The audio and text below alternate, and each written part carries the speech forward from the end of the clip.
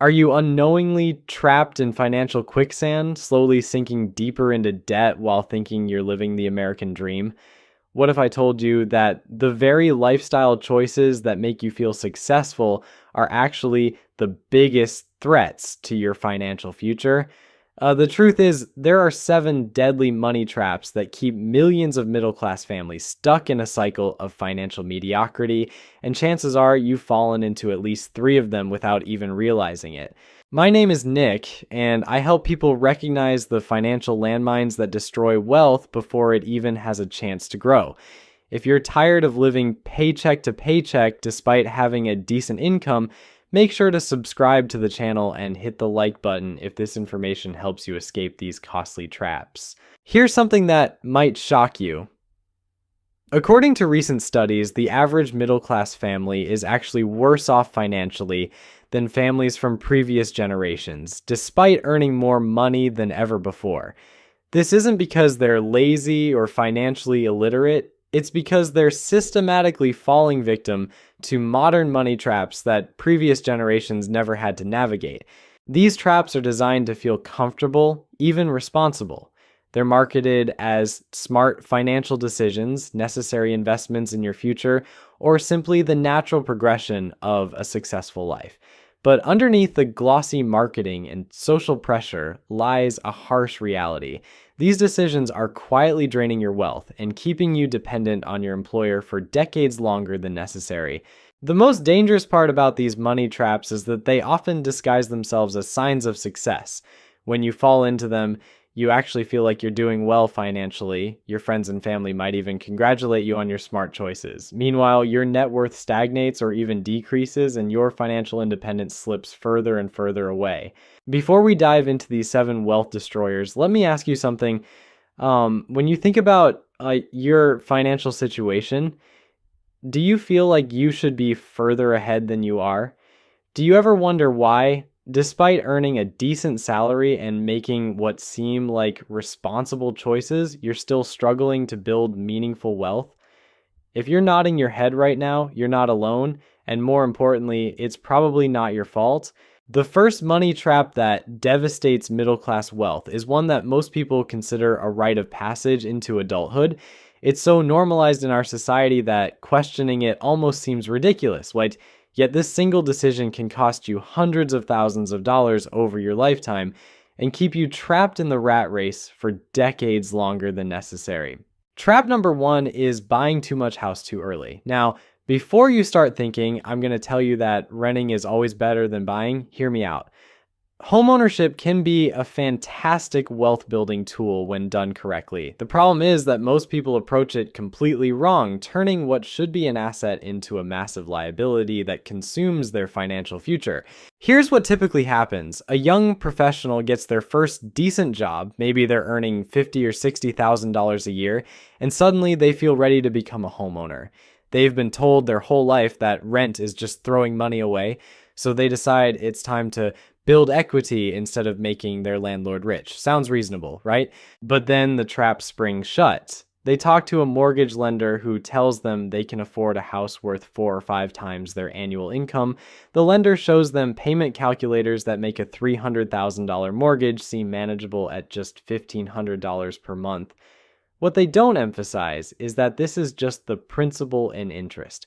Once you add property taxes, insurance, maintenance, utilities, and all the other costs of homeownership, that monthly payment easily doubles. Suddenly, this person who thought they were making a smart financial move finds themselves spending 60 to 70% of their take-home income on housing-related expenses. They have no money left for investing, building an emergency fund, or pursuing opportunities that could increase their income. They're house rich, but cash poor, trapped in a beautiful prison of their own making. The psychological impact of this trap is devastating. Because they own a home, they feel successful. Their parents are proud, their friends are impressed, and society tells them they've made it. Meanwhile, their financial flexibility has been completely eliminated. They can't take risks that might lead to higher income because they have massive monthly obligations. They can't invest in their future because every dollar goes. Even worse, they often to keeping their oversized house, justify this situation by telling themselves they're building equity. But here's the harsh reality, not equity. You're essentially in the first decade of a 30 vast majority of your payment goes to interest. Year mortgage, the paying rent to the bank while taking on all the risks and responsibilities of ownership. The second trap that destroys middle class wealth is one that preys on our desire for convenience and social status. It's a decision that most people make without really thinking through the long-term consequences, yet it can easily cost you more than $100,000 over your lifetime. Trap number 2 is the new car addiction. This trap is particularly insidious because it feels so reasonable. After all, you work hard, you deserve reliable transportation, and you want something that reflects your success, right? The problem is that new cars are one of the worst investments you can possibly make, yet millions of people treat them like essential purchases. Here's how this trap typically unfolds. Someone gets a promotion or a new job, and they decide they deserve an upgrade from their perfectly functional older vehicle. They walk into a dealership thinking they'll spend maybe $25,000 on a nice, reliable car, but then the salesperson starts working their magic. They show you cars with all the latest features, superior safety ratings, and that new car smell that somehow makes you feel more successful. Before you know it, you're looking at vehicles that cost $40,000, $50,000, or even $60,000. But don't worry, the salesperson says you can finance it over 7 or 8 years, making the payments surprisingly affordable. This is where the trap becomes truly devastating. That $50,000 car isn't just costing you $50,000. When you factor in the loan interest, insurance premiums, rapid depreciation, and opportunity cost of the money you could have invested instead, the true cost approaches 6 figures. You're essentially paying the price of a small house for something that will be worth a fraction of its original value in just a few years. The opportunity cost is what really hurts. If instead of spending that money on a depreciating asset, you had invested it in index funds earning historical market returns, that $50,000 could grow to several $100,000 over your working career. You're not just buying a car, you're trading away your financial independence for a few years of driving something shiny and new. But the psychological aspect of this trap makes it even worse. Once you've experienced the luxury and convenience of a new car, going back to something older feels like a step backward. So when the loan is finally paid off, instead of celebrating your freedom from car payments, you often trade up to an even more expensive vehicle, restarting the cycle and ensuring you'll have car payments for the rest of your working life. The third money trap that keeps middle-class families stuck in financial mediocrity is one that's heavily promoted by financial institutions and even encouraged by the tax code. It's presented as a smart way to manage your finances and build credit, but it's actually a sophisticated system designed to keep you paying fees and interest for decades. Trap number 3 is the credit optimization game. This is the belief that you need to strategically use credit cards, take on various forms of debt, and constantly monitor your credit score to build wealth. While having good credit can certainly be beneficial, the obsession with credit optimization often leads people to make financial decisions that benefit banks more than themselves. Here's how this trap typically manifests. Someone learns that having multiple types of credit can improve their credit score, so they open several credit cards, maybe take out a small personal loan, and start playing the points and rewards game. They tell themselves they're being financially savvy by earning cash back and travel rewards while building their credit history. The problem is that this approach fundamentally changes your relationship with money. Instead of focusing on earning more and spending less, you start focusing on managing debt and maximizing rewards. You begin making purchasing decisions based on which card offers the best rewards rather than whether you actually need what you're buying. Even worse, the complexity of managing multiple credit accounts often leads to mistakes. Maybe you miss a payment deadline, carry a balance longer than intended, or simply spend more than you would have with cash because the psychological pain of spending is reduced when using credit. These seemingly small mistakes can cost thousands of dollars in fees and interest over time. The credit optimization trap also keeps you thinking like a consumer rather than an investor. Instead of asking how you can increase your income or reduce your expenses, you're asking which credit card offers the best rewards for your spending patterns. You're optimizing the wrong thing entirely, focusing on getting tiny percentages back on money you're spending instead of finding ways to keep more of the money you earn. This trap is particularly dangerous because it makes you feel financially sophisticated while actually making you more financially fragile. The more complex your credit situation becomes, the more opportunities there are for something to go wrong, and the more mental energy you spend managing debt instead of building wealth. The fourth money trap that silently destroys middle-class wealth is one that feels incredibly responsible and forward-thinking. In fact, it's so widely accepted as good financial planning that questioning it almost seems irresponsible. Yet this trap can easily cost you hundreds of thousands of dollars in opportunity and keep you working years longer than necessary. Trap number 4 is the traditional retirement planning fallacy. This is the belief that you should put away a small percentage of your income into employer-sponsored retirement accounts and let time do all the work. While saving for retirement is obviously important, the way most people approach it is fundamentally flawed and designed more to benefit financial institutions than the people saving the money. Here's the typical scenario. You start a new job, and HR tells you about the company's fantastic 401k plan. They'll match up to 3% of your salary, which is free money, right? So you sign up, contribute just enough to get the match, maybe bump it up to 6 or 8% if you're feeling ambitious, and then forget about it for the next 30 years.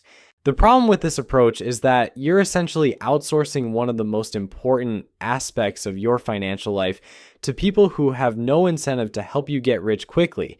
The financial services industry makes more money when you save slowly and steadily for decades than when you build wealth rapidly and become financially independent.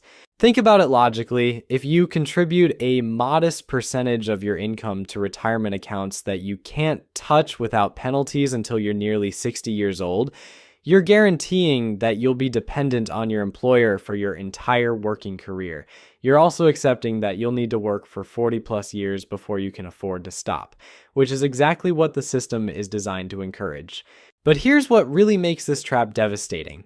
While you're putting away 8% of your income and feeling responsible about your retirement planning, you're missing opportunities to invest larger amounts in assets that could generate income much sooner. Instead of building wealth that could make you financially independent in your 40s or 50s, you're following a plan designed to keep you working until traditional retirement age. The math is actually quite sobering. If you save 10% of a $50,000 salary for 30 years and earn reasonable returns, you might have enough to maintain your lifestyle in retirement. But if you had focused on dramatically increasing your income and investing larger amounts in the first 15 years of your career, you could potentially achieve the same result in half the time. The traditional retirement planning trap also assumes that you'll want to maintain the same lifestyle in retirement that you have during your working years. But what if instead of planning to spend the same amount of money when you're 70, you planned to be financially free when you're 45? So what if instead of accepting that you need to work for 4 decades, you focused on building enough wealth to have choices much earlier in life? The fifth money trap that keeps middle-class families financially stuck is one that's become increasingly common in our subscription-based economy.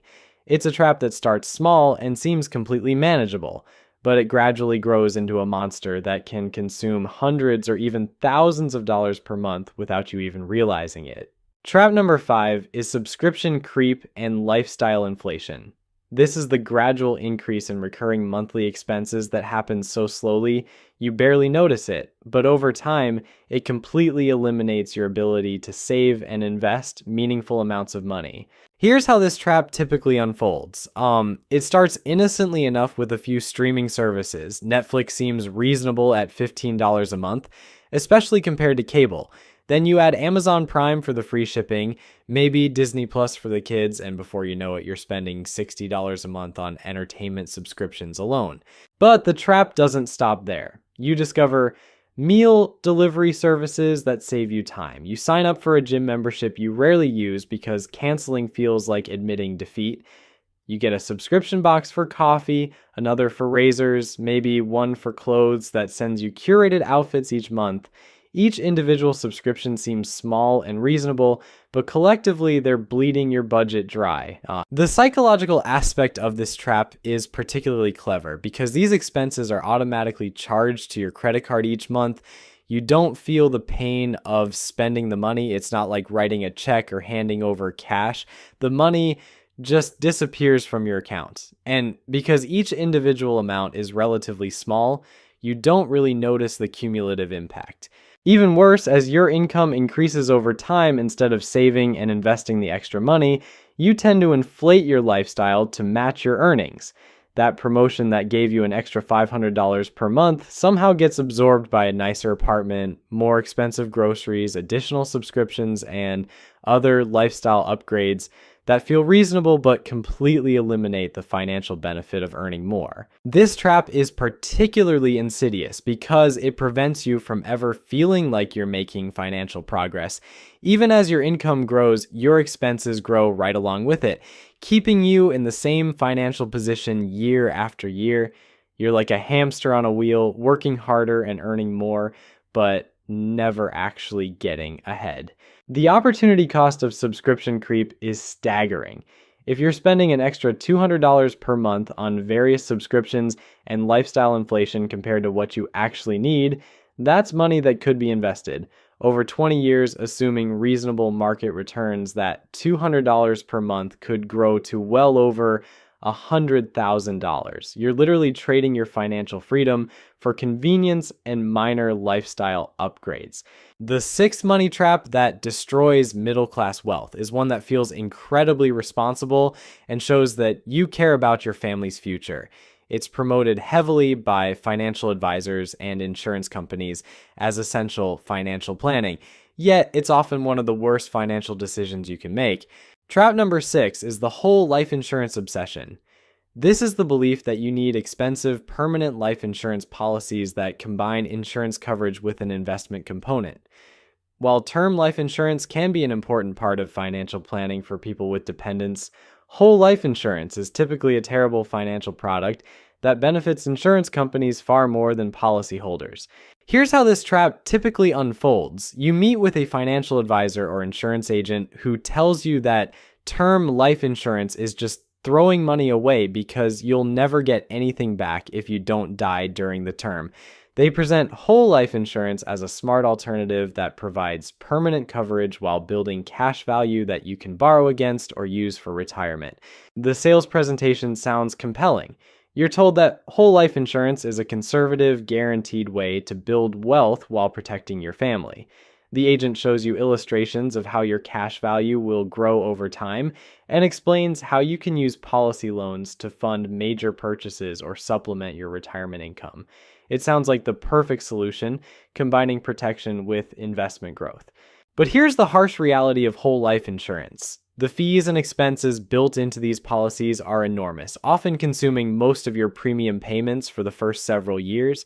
The investment returns are typically far below what you could earn in the stock market, and the insurance coverage costs much more than equivalent term life insurance. When you break down the math, you'd almost always be better off buying inexpensive term life insurance for protection and investing the difference in low-cost index funds.